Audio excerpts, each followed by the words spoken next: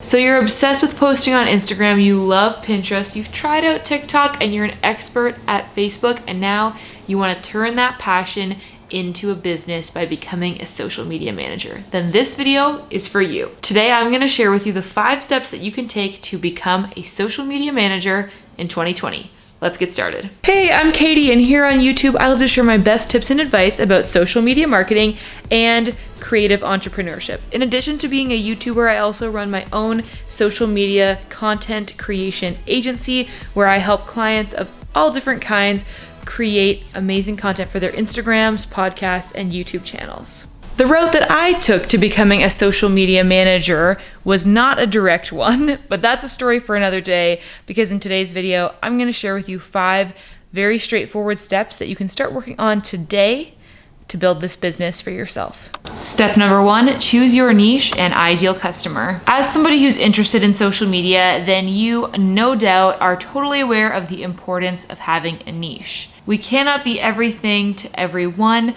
And as you probably know, there are tons of social media managers out there. So it's important that you can communicate clearly to your ideal customer who you want to work with. Now that being said, you might be worried like, well, what if I can't find that many clients? I need to cast my net wide so that I can get work. Well, listen, here's the thing. What you want to do is choose a niche that you can start marketing to. And if people come to you who are outside of that niche or aren't your ideal customer, you can still make the decision to work with them, especially in the beginning when you're trying to get experience and build up your income. But if you don't choose an ideal customer, you're not going to be able to come up with a good marketing strategy to eventually, in the long term, bring in the kind of people that you want to work with. Maybe you want to do social media management for restaurants. Maybe you want to work with local stores. Maybe you want to work with e-commerce businesses. I suggest that you pick an industry that you're passionate about and somewhat knowledgeable about, because it'll make it so much easier for you to produce content for those people. If I were to, say,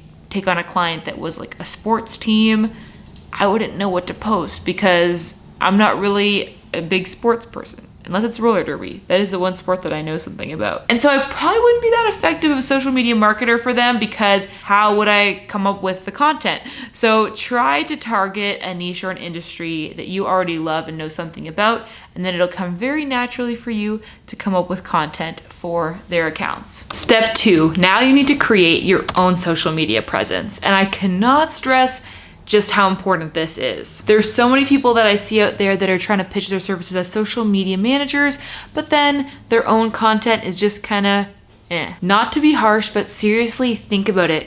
Why would somebody hire you to be their social media manager if you aren't even managing your own social media in an effective and attractive way? Your own content is your best portfolio piece, because it's what every single one of your clients is inevitably going to see if they research your work and want to reach out to you. Now, you don't need to have 1 million followers, but you do need to have really effective and engaging content that looks professional. Look, if I'm gonna hire you to make something for me, then I wanna see that you can make really great stuff and it's already on your profile, because that's an example of your best work. Because I'm gonna imagine, honestly, that you do the best work for yourself, because I know that's how I feel about my own stuff too. So if your own profile doesn't look that great, it's not gonna give me a great impression of the work that you might do for my business. Let's say if I was coming from the perspective of your ideal client. This is where having an ideal audience is very, very important, because creating effective and engaging Instagram content or content on any social media platform is all about being able to target the kind of people that you want to draw in. If you don't have an idea of who you want to talk to, then you're not going to be able to come up with good, engaging content for them. So especially at the beginning, prioritize getting a really solid Instagram profile going. Even if you don't have that many followers, it's fine. Just make sure that your content is on point, and that is going to be the biggest factor in convincing potential new clients to start working with you. And honestly, if you're really passionate about social media management, then this should be the easy part for you. If you love doing social media stuff, then doing it for yourself should be a no-brainer. So just keep that in mind. Don't forget to do your best work for yourself. Step number 3 is the real tea, which you probably weren't expecting me to say in this video, but it's true. And that is, you need to cold call and pitch to clients, because in the first few months of your business, social media marketing alone is not what is going to get you clients. And that's not to say that doing your own social media marketing isn't going to be effective. Obviously it is. It's been proven over and over again, the advertising on Instagram, Facebook, etc. is super effective at converting online followers to customers. But if you're starting with a brand new Instagram account that probably doesn't have that many followers, it's going to be way more effective for you to reach out to potential clients rather than just throwing content out into the internet and hoping people hire you. I think this is one of the biggest mistakes that I see a lot of new social media managers doing is they think I can just make an Instagram account and the people will come to me and they'll hire me. That's not the case. For the first several years of my business, the majority of my work came from me reaching out to people and offering them services. It wasn't from people finding me. And it's going to take a while for you to establish yourself before you start to automate the process of lead generation, of people just finding you online and reaching out to you about your work. So start creating a list of local brands and businesses in your industry or your niche that you want to reach out to and send them an email, maybe even call them if you're feeling really bold and ask them if they might be looking for help with their social media. Bonus points if you check out what they're already doing, maybe have a few suggestions or ideas of what you could do for them, and in the email say, I would love to offer you this package that would include X number of Instagram posts, this number of videos, this number of emails, etc. Because right away it's going to give them a very clear vision of what you could do for them, and it'll probably be more enticing than just a general, hey, I'd like to help you with social media type of email.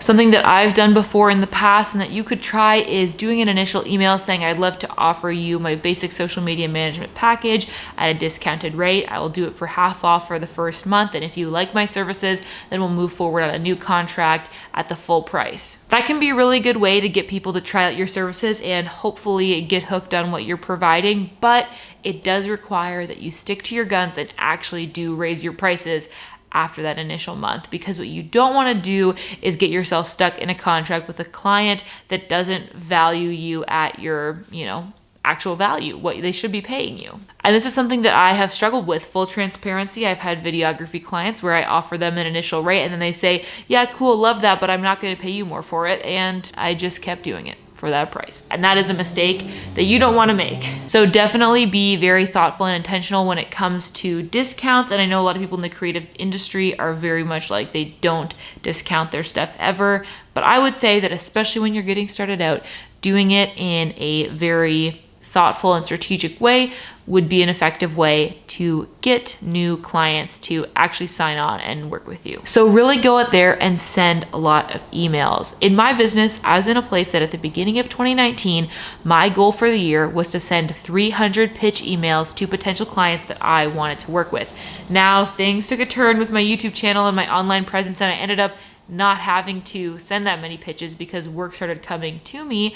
But that is the volume that I'm talking about. If you really want to see your business grow and get to a place of sustainable income, you need to be pitching constantly. Just put yourself out there. I know it is scary, but it's going to be the most effective way to get business for yourself. The next step is to create some packages once you get a sense of what your clients might be looking for. Creating social media marketing packages or packages in any service-based business is essentially like creating a menu of what you have to offer. Sure, you probably could do a lot more than what you're going to describe in these packages, but you want to put it together in an attractive and convincing way so that people know what they might want from you. If you go to a restaurant, they don't just list noodles, tomato sauce, garlic, chicken breast, because that doesn't sound that interesting. But if they list an actual meal that you're interested in eating, then you're way more likely to buy it, and the same goes for service-based businesses. If you just say on your website, I'll do social media marketing for you, hire me to manage all your different social profiles, it's sort of like, okay, cool, but I don't really know what I'm gonna get from that. But if you can list stuff like X amount of hours engagement on Instagram, X number of Instagram posts a month, this number of Pinterest posts, this many YouTube videos, this many podcast episodes, then people can get a picture in their mind of what they're going to get from you. I especially think if you put together sample content calendars that you might use for a client. So let's say Instagram every Monday, Wednesday, and Friday, blog post every Tuesday, Facebook Live every Thursday, or whatever it's gonna look like. That is really gonna help your ideal clients envision what it's gonna be like to work with you. And that is the whole point of putting together packages. Because at the end of the day, if somebody comes to you and they want something outside of your packages, you're still gonna do it for them. That's what I do anyway. If I have someone come to me and they're asking for a service that's outside the scope of what I normally advertise, I will still do it for them, and I will just come up with a custom quote for that project. But if you only ever do custom quotes, then people are gonna be less likely to inquire about your services because they won't really be sure exactly what you do. The reason why I've listed this after pitch to clients is because it's important that you get a sense of what your ideal client wants. If you go out there with packages that are like very restrictive, like I only do X, Y, and Z, it's going to be hard to get clients because you're coming at it from a perspective of what do I want to offer rather than what do people need from me. So the idea is once you've been working with clients for a while, you'll get a sense of what most people need to have a successful social media presence for their business.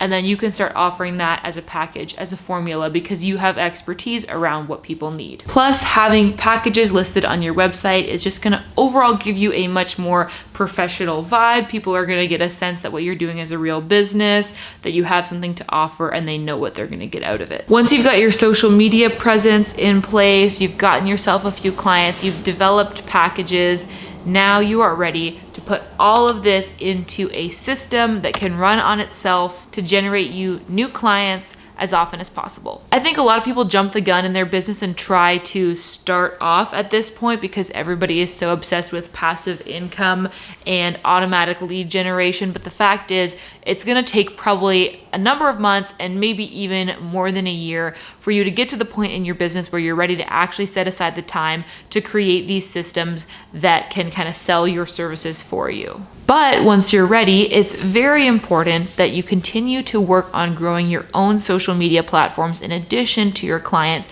Become a personality on Instagram, become an expert in your industry, somebody that people will go to, because that's going to help you to continue to grow your audience, an audience that hopefully is full of some of your ideal clients that will meet you on Instagram, get to know you maybe through an email list, and then eventually sign with you to hire you to manage their social media. You're going to want to create a sales process for yourself, a pretty standard one that I would recommend putting in place. Maybe you're already at this stage in your business, is to send people to your email list with some kind of freebie, maybe a little ebook, a download, something like that. Personally, what I offer is a week-long email course on creating the perfect post for Instagram. You can check it out at the link in the description. Then ideally at the end of an email sequence, either it's a little course like mine, or it is just a weekly sort of funnel that takes people through the process of getting to know you. You're gonna offer them some value, and at the end, you're gonna say, I'd love to jump on a discovery call with you. Come and join me on Zoom for 15 minutes, and we can talk about my services and how I might be able to offer them to your business. That way, over time, as people discover you through your social media content, whether it's a blog, a YouTube channel, a podcast, they get to know you on Instagram, they download their freebie, they get to know you even more through an email funnel, and then finally they're invited to meet with you on a call where you're going to pitch your paid services to them. Then eventually you'll get to a point where you have these calls coming in on, say, like a weekly basis, and you're going to have a constant stream of new potential customers chatting with you and signing contracts with you. And of course, once you get to that point, you're going to want to scale by hiring people to help you.